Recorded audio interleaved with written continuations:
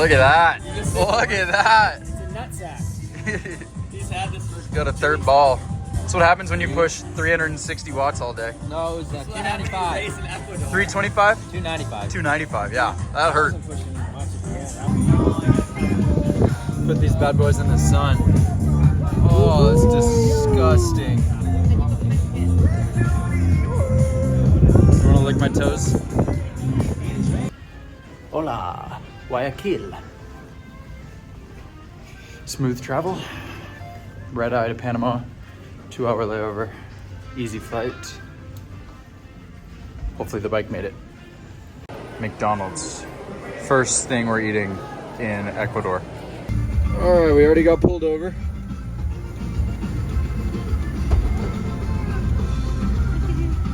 Nice. El stock no prende. Oh, the light. Made it to Salinas. Yay! Not bad.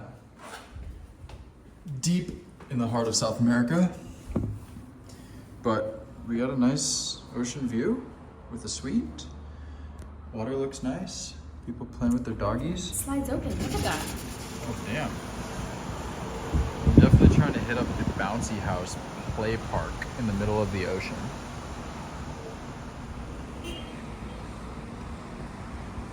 El despeje y la devolución desde la 15, mucho bailoteo, poco sólido, poco. All right, Kyle's not here, so we got the substitute videographer. All right. So, how do you feel about the 6 a.m. bike start change?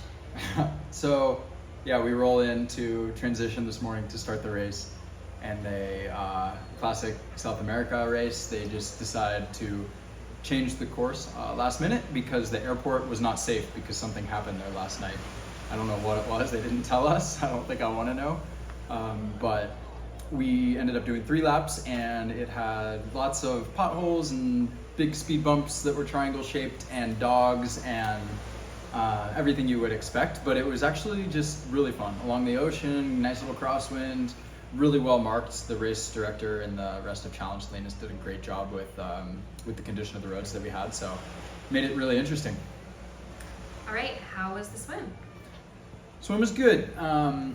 It was interesting. The last few days coming off of Indian Wells, it's my first double. I just wasn't really in the race mindset until like literally this morning, but I slept like absolute crap last night. Apparently Salinas knows how to party. It was just bumping all night last night. I don't know how much sleep you got. I slept maybe an hour last night. They were still partying when I walked to the race at 5 a.m. Yeah, it was insane. So, I was so mad. Like literally these cars just drive around with subs in their trunk blasting all night.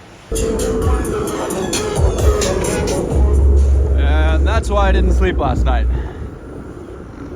So the swim, you know, I had to just get excited for the race this morning, like literally for the first time.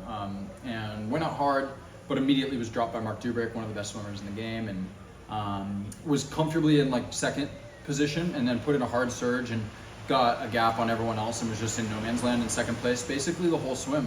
It was beautiful, you know, as you could see from the water, non-wetsuit, a little bit long, maybe 25 minutes, but really honest swim course.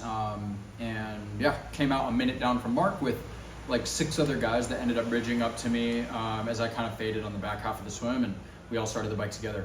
But having only a minute on Mark Dubrick, you know, Jackson had a great swim. He was right with me coming out of the water. Nick Chase was really solid. So Jack Hutchins, Joao Ferrar, basically everyone that was kind of gunning for that second, third, fourth spot on the day was in that group. And so we started on the bike, and then Jackson immediately started pushing hard. We caught Mark within 5 miles, really sketchy roads the first 10 miles. Lost 120 grams of never second, like basically half my nutrition ejected within a mile when I went over this triangle-shaped 4-foot speed bump, it felt like. Yelled some profanity and just went on with my day. Your fueling strategy for the feed? I just drank and drank and drank, and thankfully didn't lose any bottles somehow out there with all the speed bumps and ramps. And when Jackson pulled on the front, I kind of knew, okay, this is the move. I need to go with him and push really, really hard for about 10 minutes and then turn around and no one else was there. So I was like, all right, we got some daylight.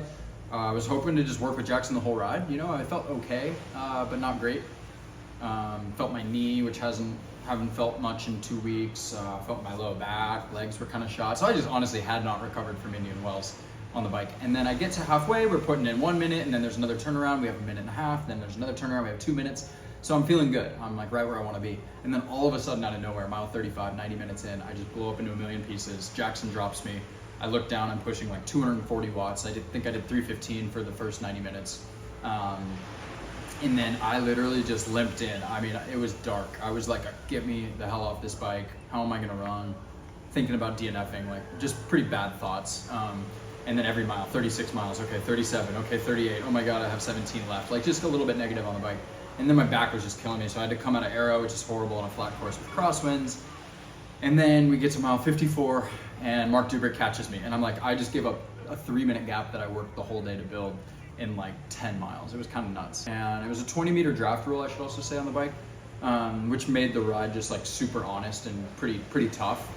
You had heat, you had wind, you had open Ecuador highways with, like, I don't know, dozens of dogs and cars and people and a random parade of people wandering down the street in the middle of the race. So like, you had to be on your toes the whole day. It was crazy. And so, we roll into T2 and I wasn't sure how the run was gonna go because the end of the bike was so bad. It was the worst bike ride I've ever had in any race. And that's just a testament to the double and how hard I rode last week, I think, and I just not being recovered. So we head on to the run and immediately I'm in fourth. Jack drops me, goes out at like 5:20 pace. I think I put down like a 5:50 6-minute first mile, which was right where I wanted to be in this heat. I knew kind of 120 from Cozumel. I ran 123. I knew like a 120 run would be as good as kind of my best, 119. And then I started clicking and felt good. Downed a couple never seconds, got some more calories in me since I was behind from the bike. And just hung on at that solid 7 out of 10 effort. Never lifted the pace too hard. And just really positive reinforcement. I'm reading this book called Elite Minds right now. And it's just about like how important the mental side of racing is and being elite and trying to get to that next level and believing in yourself. And like, I've always been pretty confident, but I had these mantras today on the run that like really helped me. And I was just saying, because last week in Indian Wells, I just was like really negative during the run. I was really positive on the bike, really negative on the run. Today was like a complete flip-flop, really negative on the bike, really positive on the run. And I just said, find your flow, you are a good runner. Find your flow, you are a good runner, like over and over and over. And just believing like I can run well, I can run strong, I can push through, and my legs actually felt really pretty good. I think because I wasn't pushing any power on the bike, I had good run legs today, and ended up running 116. The course was short. The bike course was long and the run course was short. So I think my bike split was like 209, but it was really like 58 miles, so probably more like a 204, 205, and the run was a 116, but it doesn't count for my goal of running 116. It was more like a 119, maybe even 120. It was pretty short. So thank God too, because I did not want to keep going. I know Jackson didn't either, because he was hurting at the end, and Mark just put on a clinic for everybody on the run again, as always. And then Nick Chase had a really solid race. I mean, we've raced now 3 times together in Cozumel and Indian Wells and now here, and we're like similar profile, swim, bike, run, and I've just barely inched him out today in all 3, but like he was making me hurt across the board today. So yeah, bravo to him. Really fun racing that dude. Making me hurt as always. What's that? I said making me hurt as always. Just really proud to get my second pro podium. As Jackson says, now it's not a fluke. And just mission accomplished. Like, I came here with my wife, and Salinas, Ecuador is not Maui, but it's a cool place to come, and just an exotic adventure and a hell of a race that I'll remember forever.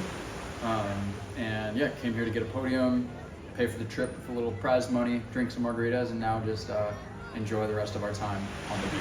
So thanks so much for tuning in. That is a wrap on my season. I'll be taking a nice long off season, gonna put in a little bike block here and then take my honeymoon with Lauren to Buenos Aires, and we're gonna do a 10-day trek in Patagonia. So 17 days with no swimming and no biking. And then, Feb 1, I'll be getting back into it, hitting it hard. So maybe a little break from YouTube, but if you have any ideas for what you might want to see during the off season. Feel free to drop a note in the comments or shoot me a DM on Instagram and share your ideas with me and Kyle, and we will be sure to make make some more stuff going on. So thanks so much. Peace.